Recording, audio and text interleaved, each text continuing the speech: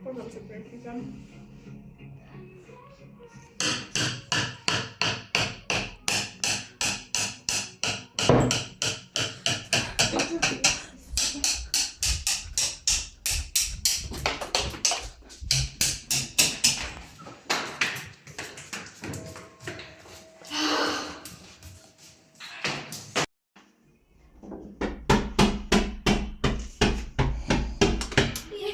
Dobrý deň, čo sa deje?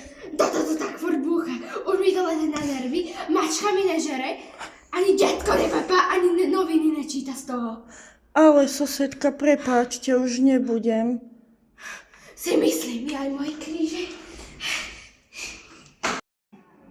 Konečne, ticho.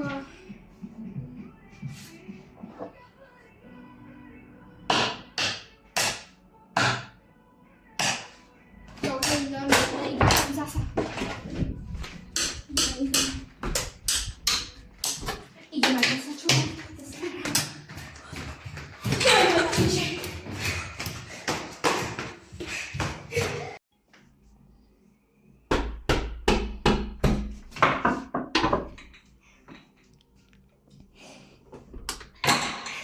Čo sa deje, susedka?